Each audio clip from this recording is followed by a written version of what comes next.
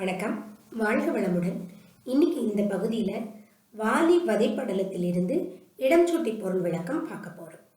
ஓடு நாகம் ஓட வேங்கை ஓடும் யூகம் ஓடவே.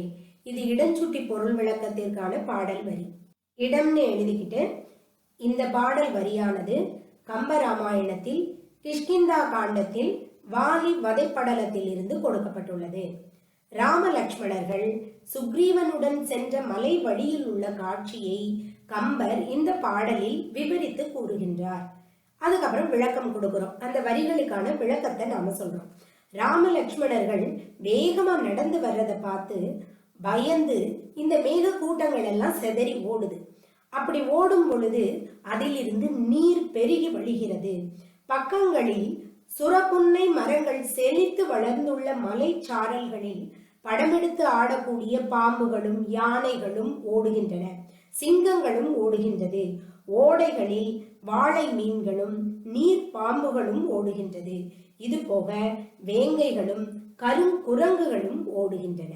இதுல கடைசியா குறிப்பு எழுதுறோம். நாகம்ங்கிறது பல பொருள் ஒரு சொல். நீடு நாகம்ங்கிறது மலையவும், நேராடும் நாகம்ங்கிறது நல்ல பாம்பையும், நாகம் நீடு சாரல் அப்படிங்கிறது சுரப்புன்னை மரத்தையும், வாவியுடு ஓடும் நாகம்ங்கிறது நீர் பாம்பையும் உணர்த்தி நிற்கிறது. அப்படி எழுது. ஈஸியா தானப்பா இருக்கு, படிச்சிடலாம்ல.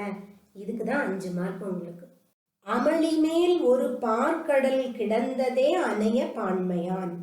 இந்த வரிகள்ல கம்பர் என்ன சொல்லி இருக்கிறாருன்னா, மிகப்பெரிய பார்க்கடலை வாலிக்கு உவமையாக கூறுகின்றார். இடம்.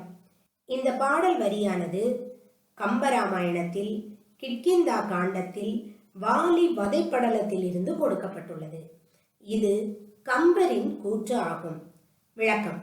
தனது படுக்கையின் மேல் ஒரு பார்க்கடல் படுத்து கிடப்பது போல படுத்து உறங்குகின்றான் வாலி. இந்த சூழ்நிலையில சுக்ரீவன் வந்து அண்ணனை சண்டைக்கு வான்னு கூப்பிடுறான். மிக பெரிய மதம் கொண்ட யானையின் முழக்கத்தை கேட்ட சிங்கத்தை போல சுக்ரீவனது ஆரவாரத்தை கேட்கின்றான் வாலி. இதுதான் இந்த வரியினுடைய பொருள்.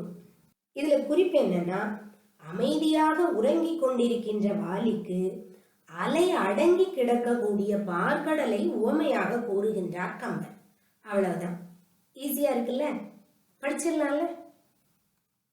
என்மேல் ஏவிய பகழி என்னும் கூற்றினை ஏவல். வழக்கம் போல இடம் எழுதணும் இல்லையா?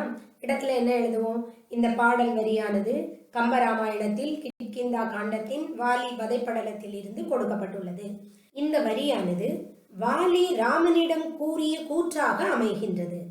இந்த பாடலின் பொருள் என்னன்னா, சித்திரத்தில் எழுதிய வடிவம் போல் அழகிய வடிவத்தை உடைய ராமா, எளியவனாகிய நான் உன்னிடம் வேண்டி பெறக்கூடிய வரம் ஒன்று உள்ளது.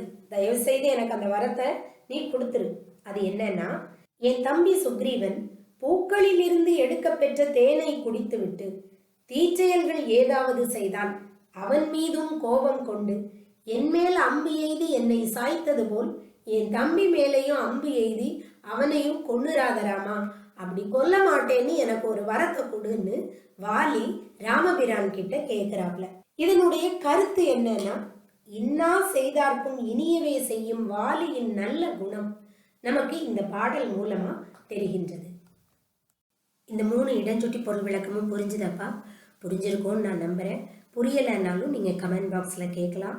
இல்ல வேற ஏதாவது இடஞ்சுட்டி பொருள் விளக்கம் வேணும்னாலும் நீங்க கமெண்ட் பாக்ஸ்ல கேட்கலாம். இவ்வளவு நேரம் பொறுமையா இதெல்லாம் கவனிச்ச உங்க அத்தனை பேருக்கும் நன்றி. வாழ்க வளமுடன்.